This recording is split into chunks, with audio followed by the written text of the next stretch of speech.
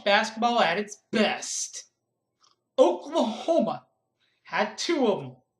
Late game heroics going both ways against them and to them over the last week, losing the home game to Texas Tech. Tubby Smith's first game back to Oklahoma in a while. But then Oklahoma won a buzzer beater of a game as they win in Stillwater 77-74. But first, Texas Tech at Oklahoma. The Raiders raid into Norman for another Tubby Smith win. 68-60, Red Raiders. Now, before we even get into the conversation of shooting percentages and players of the game and all that good stuff, we have a situation to talk about. With about 7 minutes left to go in the game, there was a Texas Tech jump ball called. Both thumbs went up in the air, jump ball. The reason why Oklahoma would not have received the next jump ball if there would have been one.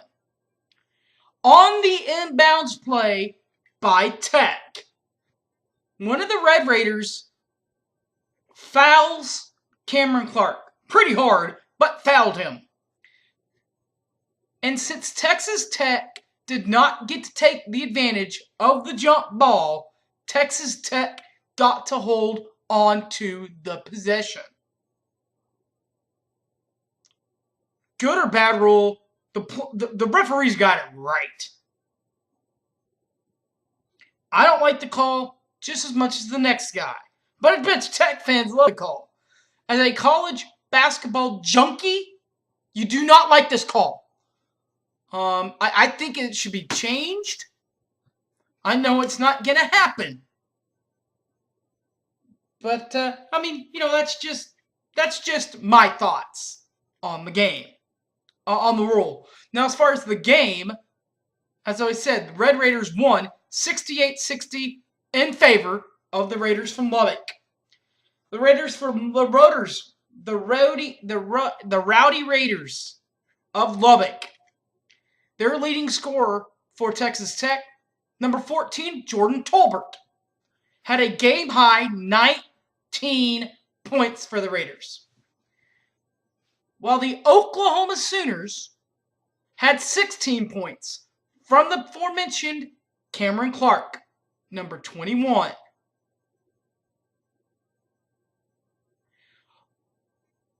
The shooting percentages for each team. In the first half, Oklahoma shot 42.9%, or Texas Tech, shot 42.9% from inside the arc and 25% from outside the arc, while the Sooner shot just 28% from inside the arc and 21.4% from outside the arc. The Sooners were down a whole lot at half.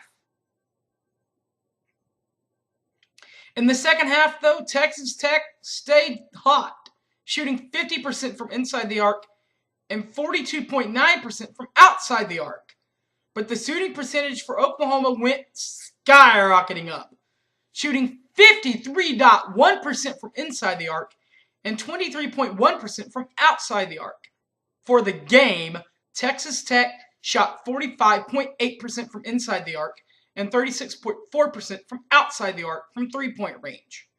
As far as the Sooners, they shot 42.1% from inside the arc and 22.2% from the three-point line.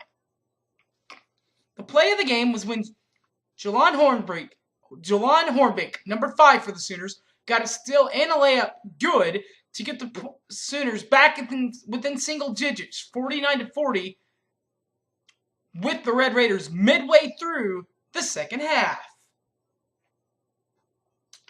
Then, post-Valentine's, Buddy Love sent Sooner fans a big Valentine. And Oklahoma State, not so much if you're on that side. as Buddy Money shows up as the Sooners sweep the Pokes in Stillwater 77-74. The leading scores for Oklahoma, as I said, number 24, Buddy Money, Buddy Buckets, Buddy Love, whatever you call Buddy Hield. 22 points for that young man from the Bahamas. For OSU, number 22, Markel Brown, had a game-high 26 points last night in Stillwater. For the game, the Sooners shot 42.4% from inside the arc and 35.3% from outside the arc, while OSU in the first half shot 43.8% from inside the arc and 50% from the three-point line. Sooners took a 2-point possession lead to the halftime break. After the halftime break's over, Oklahoma in the second half shot 39.9% from inside the arc, but shot 50% from behind the line. OSU, Oklahoma State, shot 50% from inside the arc, but 28.6% from three-point range. As for the game, Oklahoma shot 40.3% from inside the arc and 41.4% from the three-point line, while OSU shot 46.7% from inside the arc and 40% from outside the arc. The play of the game happened late in the game when Buddy Money, Buddy Buckets, Buddy Hield hit a three-point basket with an assist by Agent 00 Ryan Spangler, breaking the tie 68-68, putting the Sooners up 71-68 late in the game for the Sooners. What a classic game that second one, the Bedlam game, in Stillwater was. Could have been a little easier without Markel Brown. I mean, not Markel Brown, but without the Oklahoma State players in question. Could have been a little bit easier without Marcus Smart. Could have been a little bit easier without the other two guys. But you know what? Oklahoma won a barn burner of a game and learned a lesson. Late in the game, if you're up by 3 and you want to foul, you better foul. I don't blame Oklahoma on that. That's something Lon Kruger almost has never done. He never did it at New Mexico, never did it at Texas Pan American. It's been a while since he's had to do it. But you know what? He did it the other night. He tried to the other night, and his guys just weren't used to it. But the important thing is, Oklahoma won the game in Stillwater 77-74. Congratulations, boys. All right. Remember to follow me on Facebook, Harry James Taylor, or follow me on Twitter, @SoonerFanOK. Thanks for watching, everyone. And as always, this has been the Oklahoma Sooner Review. Again, Sooners play in 2 late game heroic games. Texas Tech coming up late in the first one, 68-60 in Norman. But Buddy Hield came up big time in the second one, 77-74 win in Stillwater for the Sooners. Thanks for watching, everyone. And as always, Boomer Sooner, everybody. Take care.